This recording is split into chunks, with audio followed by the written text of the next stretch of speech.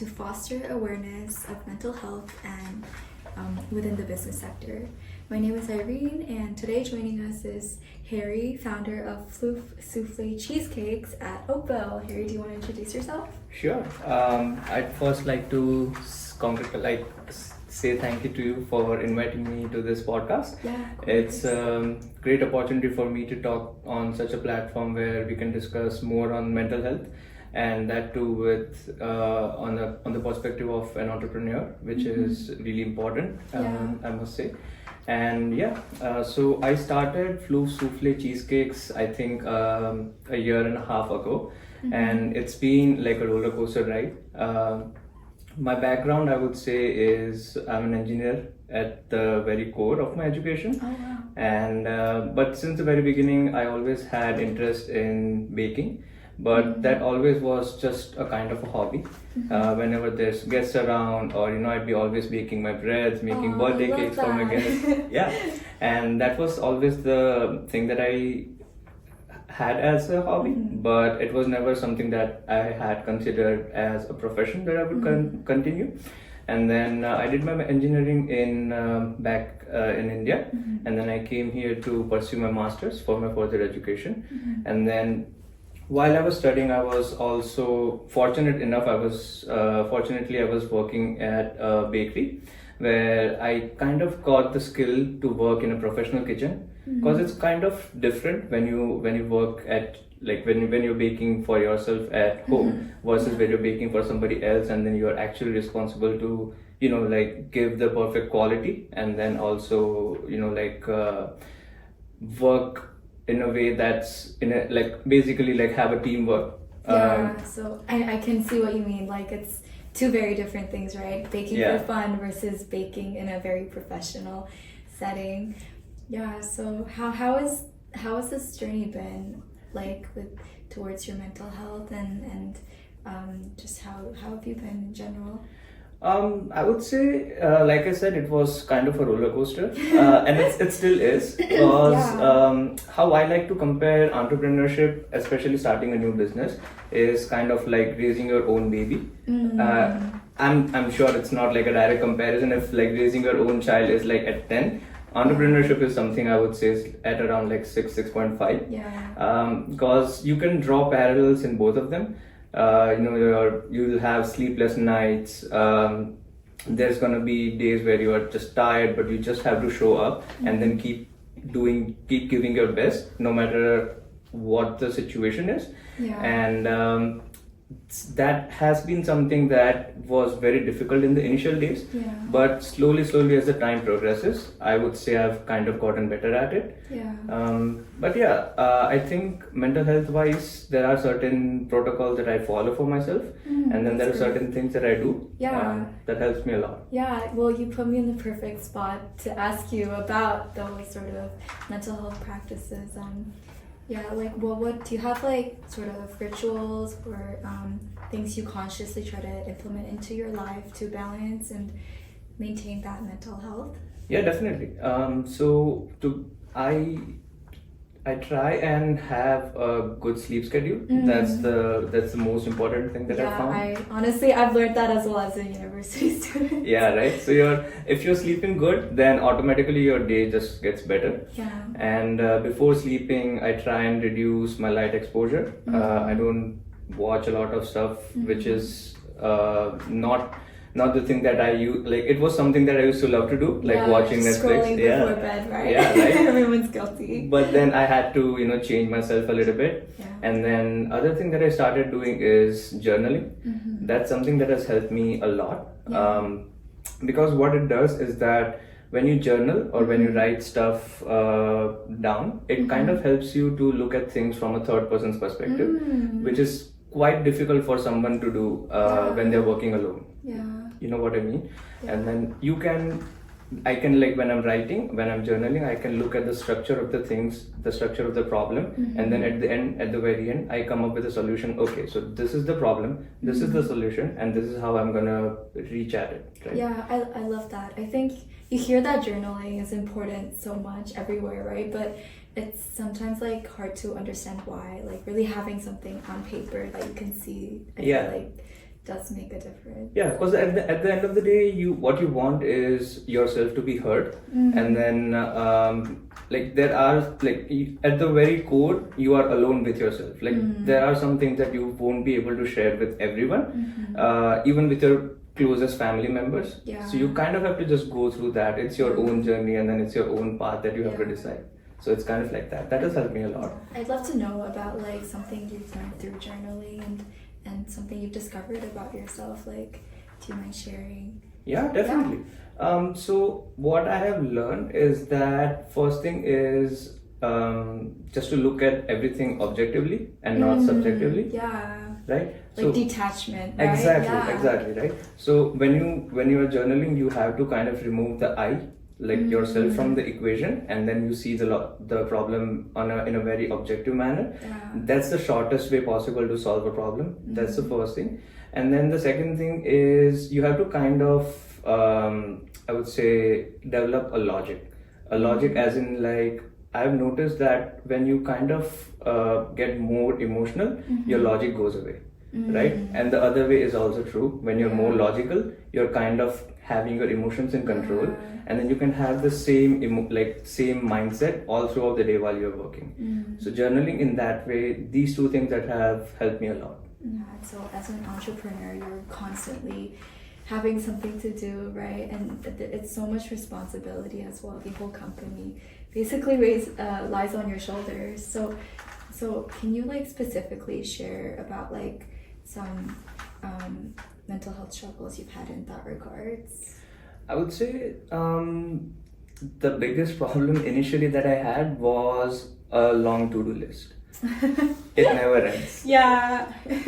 So I'm the kind of a person who does not like to sleep with tasks on their to-do list, but I've realized that it's never ending. It's not gonna end. So you kind of have to prioritize, compartmentalize your life, that this is the time for work and this is the time where I won't be able to think about work, and then I have to do something else, maybe like chatting with your friends or family. Yeah. So compartmentalizing has always been a challenge for me, but so far I've been able to get a grasp over it.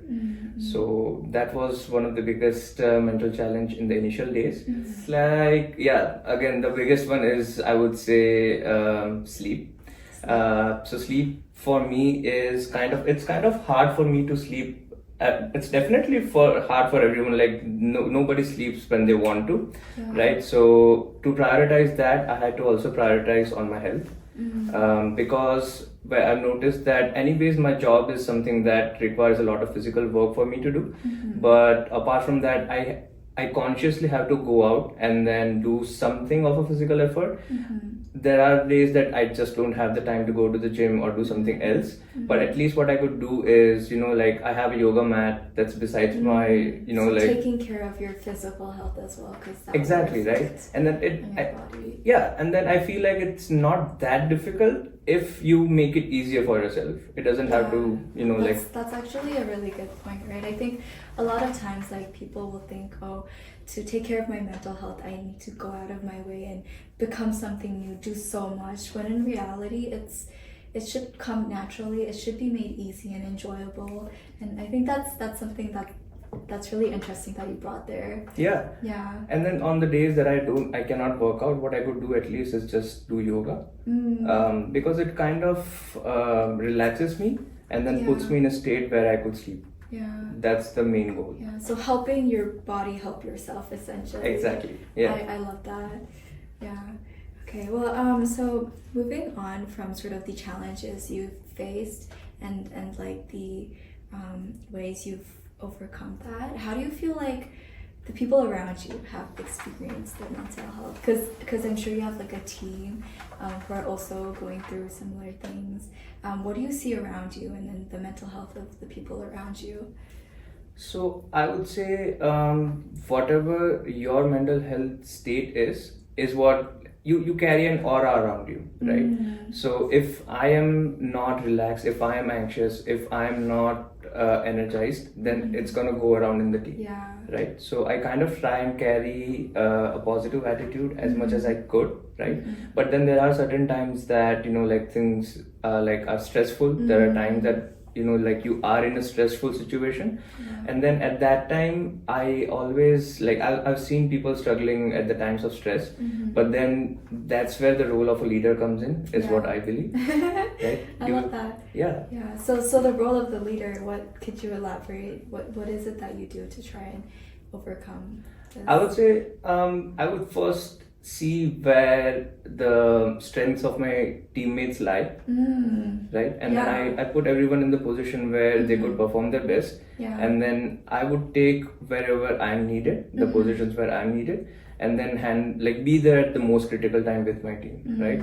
Regardless if it's something else that's calling me, but I always, whenever I'm at work, the work is the first priority for me. So I kind of maintain a balance between me and my team. Yeah, you said a bunch of amazing things there, right? So maintaining balance, helping other people do what they're best at, so that you're efficient. So yeah, I think those are really great things you've shared, and thank you for sharing that. So another thing I think I wanted to touch on is about the nature of your work. So you're the founder of a bakery company, and I've walked past your stores, I've looked through your Instagram reels, and I have to say it's really impressive and very aesthetic what you've been able to achieve. So what inspired you, and how did you get the idea of creating a bakery? So like I said, I used to work at a bakery when I was studying here at the university. So the passion for baking kind of reignited itself, and working at that job, working with good managers, good leaders, it taught me how to be efficient in the kitchen, also how to converse with customers. That's when I realized, definitely. I realized that one of my strengths lies in sales. I was really good at communication. I was really good at understanding what my customer needs and then kind of providing at the time when it's needed.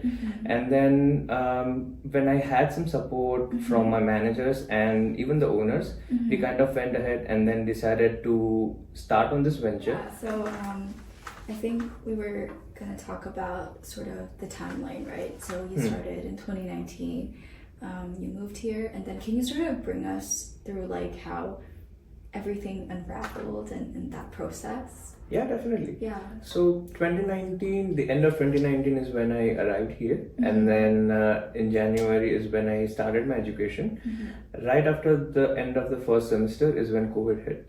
Oh my God, COVID. Honestly, it kind of also brought some better things with me. The thing is that I was studying at Windsor, right? Okay. So I was at the University of Windsor, and then that's where I did my initial jobs. But then when COVID hit, I moved cities, because Windsor is kind of a small town and there was not a lot of places where I could work because everything was getting shut down. So I moved here at Mississauga, and then that's where I got the opportunity to work at the bakery actually. So it was initially in the initial days we just used to do not with customers, it was just take out things as only. I see. So that gave me the time to work on my craft, get better at baking, and then when things started to get normal, that's when I started engaging with customers more and more, and then that's kind of where my sales skill got better.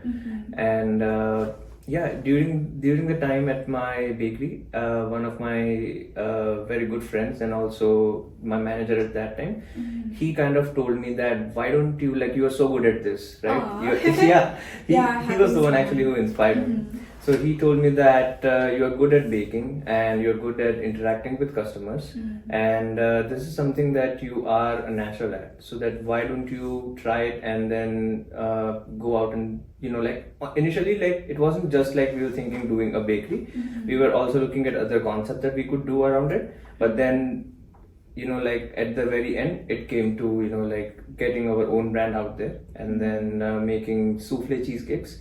So the place that I used to work at, we also used to make we used to use similar techniques but make different kinds of desserts out of that. So I had a good grip on the very basics of making souffle based desserts, and then these cheesecakes were kind of getting very popular around, like people were talking about them, and then it was still a new concept. What year was this? The year was, I think, when it was around 2020, end of 2021. No, sorry, mid 2021 is when we started working around the idea of the project. And then initial days when we started working on the branding, deciding names, deciding the color, it's like an interesting story. So we were thinking about like, how do we choose the color? We wanted to go with something that matches with the theme of the dessert itself, which is light and fluffy. Oh, I love that. Yeah, that's how I would describe my the product, the cheesecakes. And we decided to go with like what resembles light and fluffy, I would say a cloud. So that's how the logo came into place. We thought of a cloud, and we kind of put like a smile in there, which shows good vibes. Yeah, selling good vibes, right? Yeah. And our major customer database, what we were thinking was kind of more in the ages of like 18 to 35, which is more on the younger generation. And then the pink color, we were actually thinking of something on the darker side first, and then we started coming towards a lighter palette because of the colors that we were going with. So basically white, and then going more towards exactly, right? And then pink is something, it's more of a, I would say, on the feminine side, and that's where our customer database lies as well. So we went ahead and then we went with pink, and then that has helped us a lot.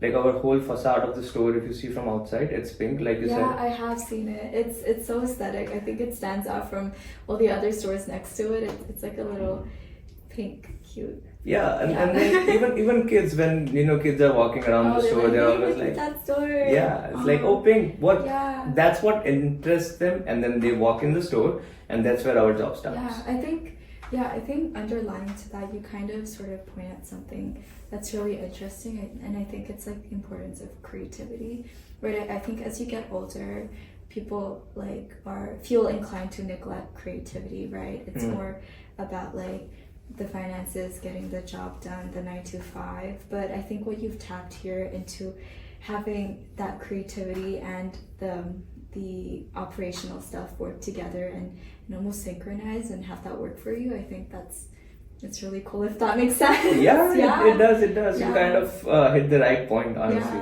Because we started working on the recipes later because we were confident that we would definitely be able to crack that. I love that. But the idea, the color, everything alone, it took us like 5 to 6 months just to decide on that. And then we started working on the recipe part. So it has been a lot of work that has gone into this. And then it feels like it's looks good on Instagram pictures, like stories and everything. Yeah. Oh yeah. So another thing I was really interested in actually is sort of industry trends. So I'm not very familiar with the baking industry, especially in the GTA area. So what do you see going on in the baking industry, especially post-COVID and in this society right now where Instagram and TikTok is so important? Because like you started the bakery in a time where a lot of businesses were also shutting down, right? So but you started a bakery during that time, so that's also quite amazing, dynamic, right? I think. So post-COVID, what started happening is that people were always taking out rather than dining in, right? So takeout was something that really picked up after COVID because nobody wanted to, like there was minimum contact possible, right? And then that's why we thought of making the box cuter than serving it in, like regular cutlery, because we knew that people are going to take this home and then they have it. So let's just focus on the box more. That's how we... Well, that's really interesting, right? Seeing where like the attention needs to be put rather than just trying to focus on everything. So being strategic about that. Yeah, exactly. Yeah. And the trend that I can see right now is a lot of people are shifting towards healthier choices. Dessert is something that people always indulge in when they are either happy, but for anybody who is who has certain I would say dietary restrictions, some people cannot have gluten, some people do not eat like dairy, right? And then that's where I feel like a lot of people are going gluten free, and a lot of people are also turning vegan. So the future would be, I would say, in the gluten-free desserts and also vegan desserts. It's not very easy to achieve, I would say. Also, the sugar-free options. Yeah. People ask us about that a lot. Sugar has its own role to play in desserts, right? You cannot achieve the same consistency, but it's something that has to be worked on. But definitely, that's where the trend, I would say, is going for the future. And I think that's about it. And of course, making that was also one of the key things that we were focusing is making our brand more aesthetic, which makes it popular on TikTok and Instagram. Yeah. We want it to be Instagrammable. Yeah, right? yeah, and I can see that it definitely shows through. I have to say I love the handle, the rainbow. I think it's so creative, and then the clouds at the top. It's honestly an artwork, I would say. Thank you so much. Yeah. I think so. It looks like we have to wrap up. Sure. Yeah. It's been a pleasure speaking to you and hearing your story. Thank you so much for your time. I'll try to make the time to drop by your store as well. It's all good. Please, you are always welcome. Yeah. So if anyone wants to find Fluf cheesecakes, I think their Instagram ID is Fluf_Oakville, and I also think they have an email and website that you can search up. Yeah. Sure. Thank you. Thank you so much.